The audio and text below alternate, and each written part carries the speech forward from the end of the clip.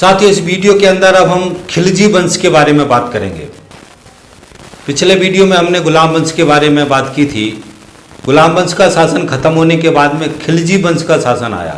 जलालुद्दीन खिलजी इसका पहला राजा बना और खिलजी वंश का शासन 1290 से 1320 केवल 30 साल तक इसका शासन रहा। और हमको समझना चाहती है खिलजी जो वंश है ये जो है अफगानिस्तान में एक कबीला था, ये भी तुर्किस्तानी ही थे। ये छोटा सा कबीला था, उस कबीले के अंदर जो है वहाँ से इसकी खिलजी वंश की स्थापना हुई थी। उसके बाद से ये फिर हमारे देश में आए, यहाँ के राजा बने। और जलालुद्दीन खिलजी जो था वो 70 साल का था जब वो राजा बना। तो जलालुद्दीन खिलजी का जो एटीट्यूड था वो बहुत सारे झगड़े झांसे विवाद नहीं कर रहा था। जितने भी उपद्रव हो रहे थे, जितने भी जो विद्रोह हो रहे थे, उनके साथ भी वो एकदम से आक्रामक नहीं हो रहा था। उसको समझा के बुझा के इस तरीके से अपनी राजनीति चला रहा था। और इसका एक भतीजा था जिसका नाम था अलाउद्दीन खिलजी। अलाउद्दीन खिलजी भी उस समय इसके साथ शासन व्यवस्था में था। और अलाउद्दीन खिलजी बहुत ही तेज तर्राट नौजवान था और उसने सारी व्यवस्था को चलते हुए देखा। उस सारी व्यवस्था के चलने में उसका एक हिस्सा था, एक अंग था। वो 1296 में अलाउद्दीन खिलजी को दक्षिण भारत में देवगिरी एक राज्य था, उस पर हमला करने के लिए उसको भेजा। तो वहाँ से जाने के बाद से उस राज्य पे उसने हमला किया और हमला करने के बाद से बहुत सारा धन लूटा, संसाधन लूटे वहाँ से, और उसको लेकर के फिर वापस दिल्ली आया। और वहाँ से आने के बाद से उसने मन बना लिया था कि मेरे को अब राजा बनना है और इस पूरी राज व्यवस्था को अपने कंट्रोल में लेना है। तो उसने जो ये जलालुद्दीन खिलजी था इसको बुलाया और बड़े आराम से कि हम बात करना चाहते हैं, प्यार से बुलाया। और बुलाने के बाद से उसकी हत्या कर दी 1296 में। मतलब 40 साल ये राजा रह पाया। 1296 में हत्या कर दी। वो हत्या करने के बाद खुद को राजा घोषित कर दिया। अलाउद्दीन खिलजी है वो राजा बन गया। और इस अलाउद्दीन खिलजी ने फिर अपने राज्य का विस्तार किया और बहुत सारा, ये बहुत ही शातिर दिमाग, बहुत ही ताकतवर व्यक्ति था। इसलिए इसने बहुत सारे संशोधन, बहुत सारे विस्तार, बहुत सारी नीतियां, बहुत सारी चीज़ों को बदला, बढ़ाया, सारे काम किए। अलाउद्दीन खिलजी ने जो है राजत्व का सिद्धांत लेके आया। ये पहला राजा था जिसने ये कोशिश की कि शासन को और धर्म को अलग अलग करके रखेंगे। शासन व्यवस्था अलग है और धर्म अलग है। तो राजत्व का सिद्धांत लेके आया था ये। और इसने फिर इसी आधार पर बहुत सारे जो है संशोधन किए। और इसने क्या है, इस्लाम धर्म की जो शासन व्यवस्था थी उसको इसने अलग किया, शासन व्यवस्था से उस व्यवस्था को अलग किया। दूसरा, इसने खलीफा के पास नहीं गया, खलीफा से कोई पदवी हासिल नहीं की, ना एक खलीफा से कोई परमिशन ली। और इसने जो शासन व्यवस्था थी वही निरंकुशता वाली जो शासन व्यवस्था थी उसी को लागू किया। ये बहुत ही निरंकुश शासक था, अत्याचारी था। किसी को जो विद्रोह दबाना है तो बहुत ही अत्याचार करता था, बहुत ही ताकतवर तरीके से उसको दबाता था, बहुत ही हिंसात्मक तरीके से उसको दबाता था।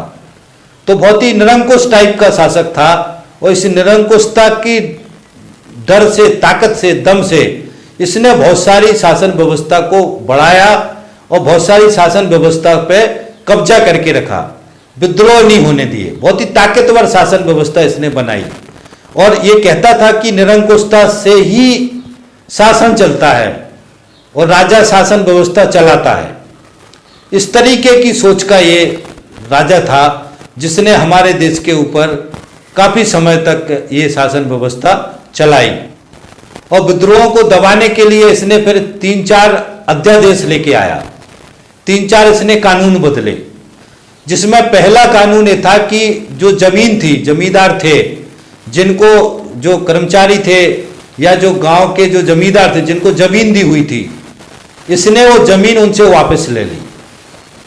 सबसे बड़ा सुधार किया कि जो जमीन पर कब्जा करके रखे हैं वो जमीन सारी राजा की, और जो विद्रोह करने वाले लोग हैं उनसे जमीन इसने वापस ले ली।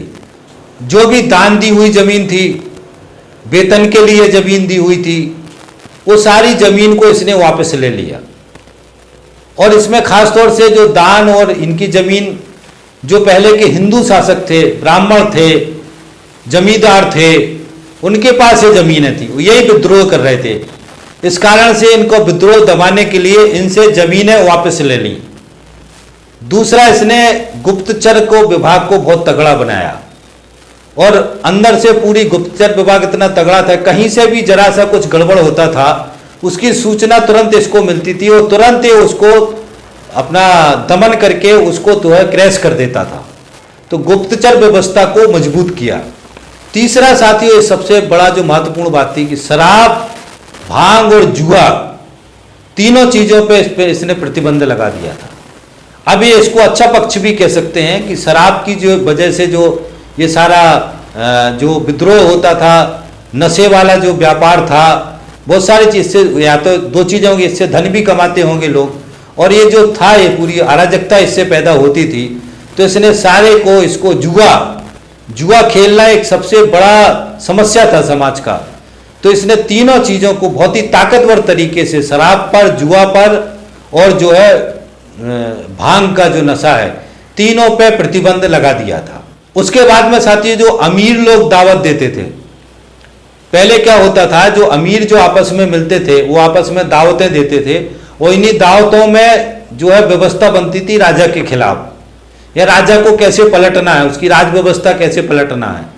तो उसने जो अमीरों की दावतें होती थी, शादियों की दावतों के अलावा जितने टाइप के अमीर दावतें देते थे, दावतों को देने के ऊपर उसने प्रतिबंध लगा दिया। तो ये चार बड़े फैसले थे जो विद्रोह के दबाने के लिए उसने लगाए थे। और खास तौर से मैंने फिर बता रहा हूं कि जो विद्रोह करने वाले कौन थे, इसमें थोड़ा यहाँ धार्मिक बंटवारा भी था कि जो इस्लाम कबूल कर लिए थे वो तो विद्रोह नहीं कर रहे थे।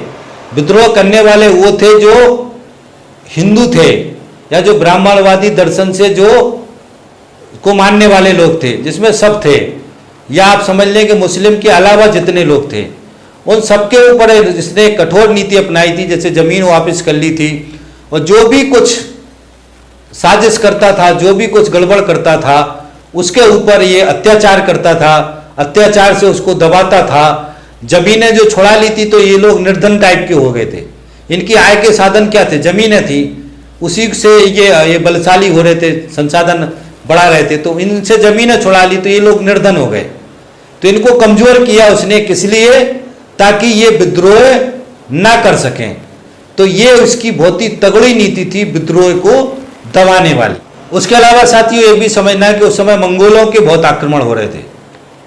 हमको ध्यान रखना है साथियों कि राजाशाही व्यवस्था में उस समय धर्म आधारित क्षेत्र नहीं था। ये व्यवस्थाएं अपने हिसाब से अलग अलग जगह, कोई भी राजा कहीं भी कब्जा कर लेता था, और कोई भी राजा कब्जा करके उसमें अपनी शासन व्यवस्था शुरू कर देता। हमारे देश में इस्लाम के जो शासक आए हैं, ये हमारे देश में पहले ब्राह्मणवादी दर्शन सी एक राजनीतिक व्यवस्था थी, मैं पिछले वीडियो में समझा चुका हूं। और दूसरा जो है इस्लाम की जो राज व्यवस्था थी, धर्म और राज व्यवस्था का जो गठजोड़ था, ये हमारे देश में है। और इसी समय मंगोल जो है बार बार हमला कर रहे थे। तो मंगोलों से मुकाबला किया इन मुस्लिम शासकों ने, सभी मुस्लिम शासकों ने मुकाबला किया, और मंगोलों को हमारे देश पे कब्जा नहीं करने दिया। यदि ये मुस्लिम शासक भी कमजोर होते तो हो सकता है आज इस्लाम की जगह मंगोलों का कब्जा हमारे देश के ऊपर होता। तो इसने मंगोलों से कब्जा नहीं होने दिया, उनको राजाओं से मुकाबला किया और उनको हरा के भगाया। उसके बाद साथियों इसने जो टैक्स है, टैक्स को ज्यादा वसूलने का काम शुरू किया। जो लगान 1/3 ली जाती थी उसको इसने 1/2 कर दिया। पहले राजा 1/3, 1/4, 1/5 तक लेते थे, इसको मिला के इसने 1/2 कर दिया। मतलब जो भी आप फसल पैदा करोगे, जो भी करोगे, उसका आधा टैक्स के रूप में आपको राजा को देना है।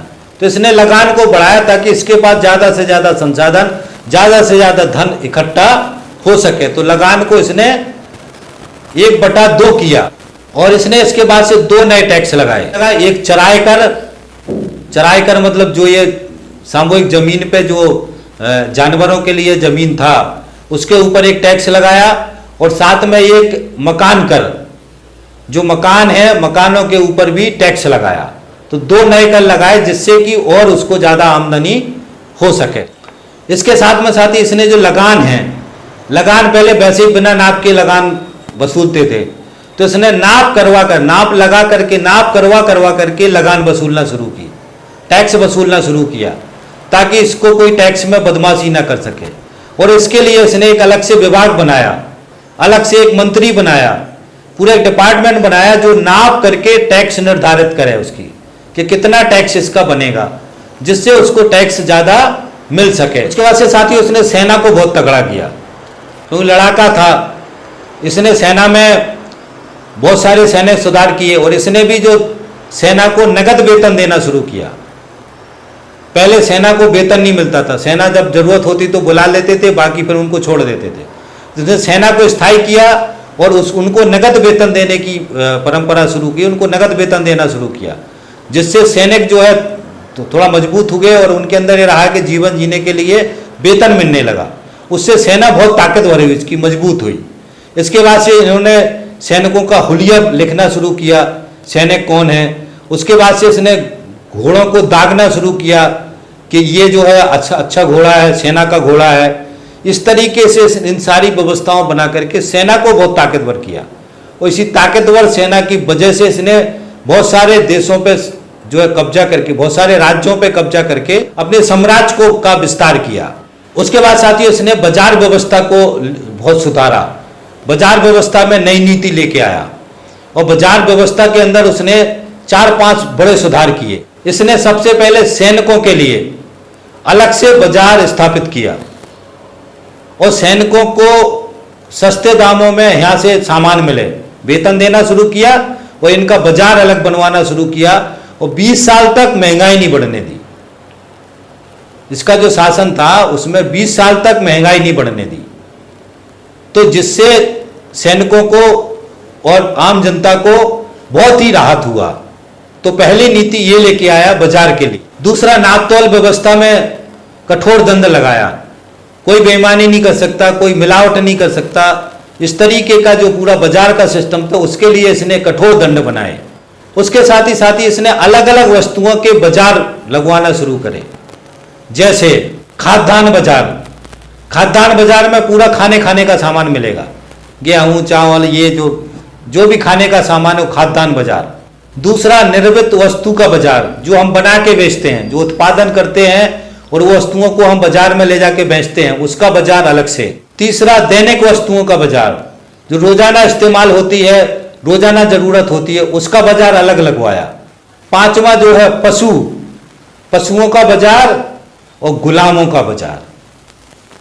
ये गुलामों का बाजार जो है, जो मजदूर हैं, गरीब हैं, जो चाकर हैं, जो गुलाम बिकते थे, इससे हमको समझ में आता कि गुलामों की व्यवस्था क्या थी।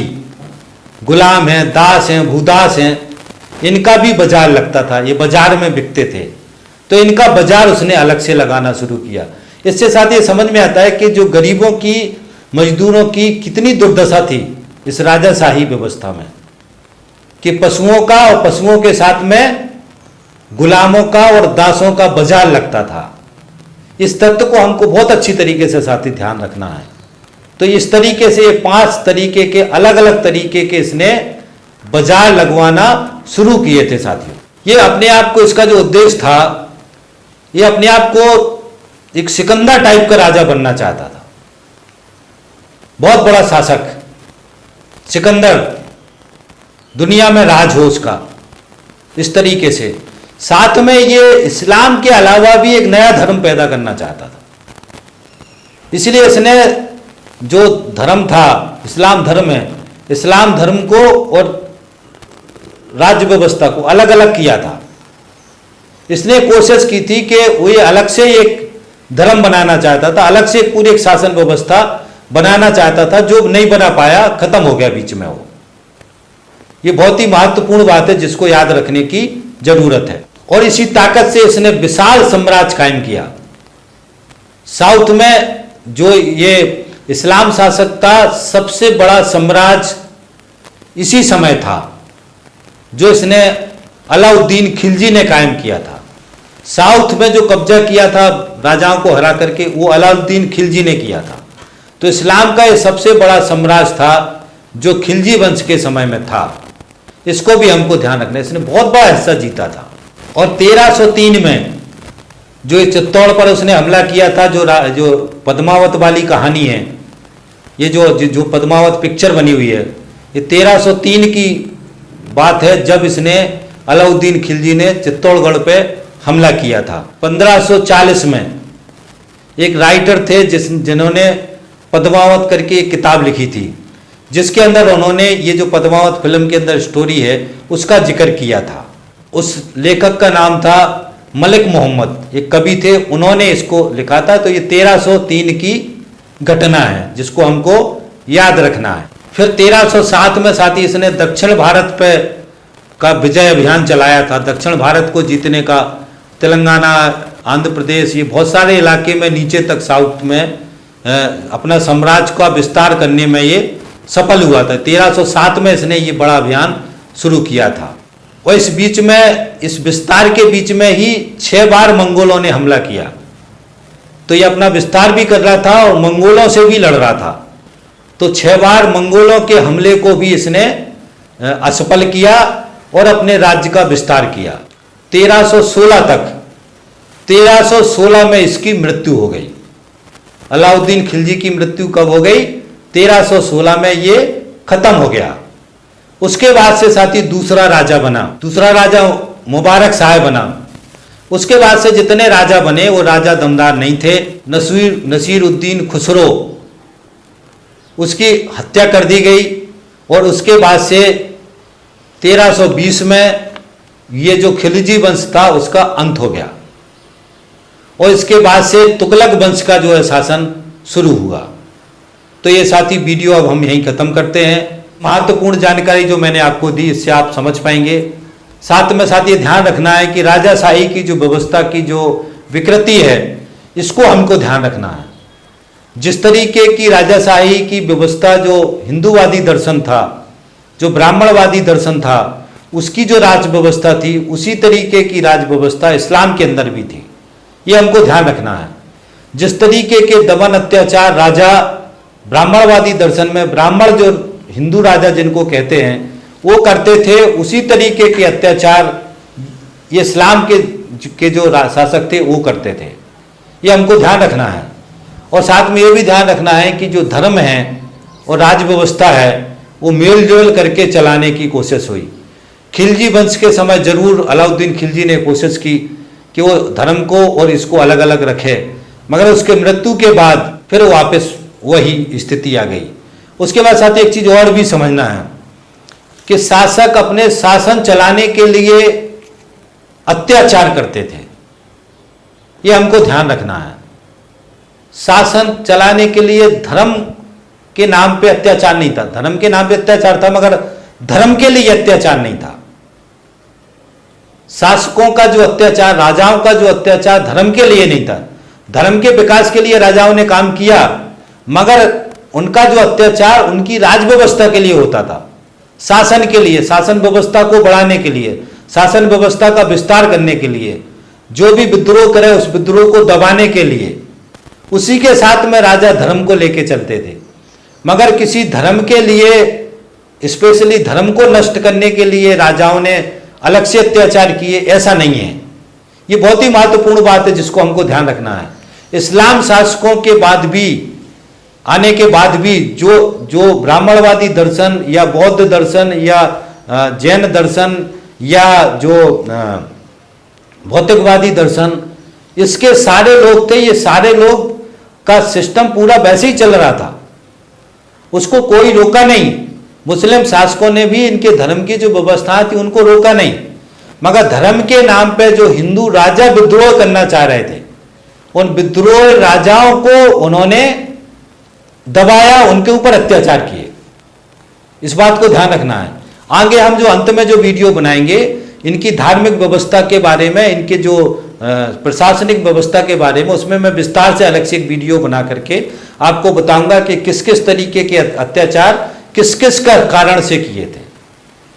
और इनके समय में भी कोई भारत देश की परिकल्पना, मैंने आपको राजपूतों की वीडियो में बताया कि राजपूतों की भी देश को लेकर के कोई समझ नहीं थी कि हमको सारे देश में इस्लामिक जो शासक है उनके हमले से बचाना है, ये समझ बिल्कुल नहीं थी।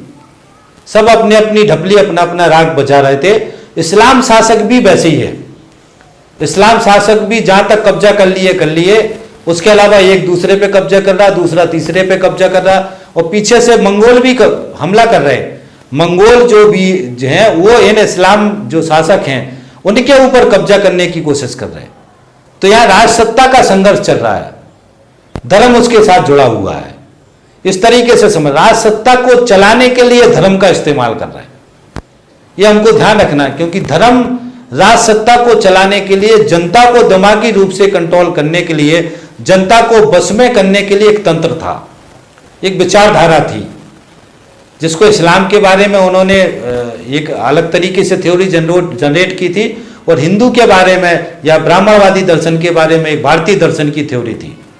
मैं इसको और अच्छी तरीके से, जब ये दिल्ली सल्तनत के वीडियो खत्म होंगे तब दोनों इस्लाम धर्म के बारे में, इस धर्म के बारे में आपको विस्तार से और बता दूंगा। तो ये सारी चीज़ों को, तथ्यों को हमको ध्यान में रखते हुए हमको आगे बढ़ना है। और राजाशाही व्यवस्था में जो दमन था उसी तरीके के था, और गांव खेड़ों में जो वर्ण व्यवस्था थी, जो ब्राह्मणवादी दर्शन का असर था वो ज्यों का त्यों था, जो महिलाओं पे अत्याचार थे वो ज्यों के त्यों थे, जो गुलाम खरीदे जाते थे, दास खरीदे जाते थे, उनके ऊपर अत्याचार ज्यों के त्यों थे। ये सारी व्यवस्था वैसी थी ज्यों की त्यों चल रही थी।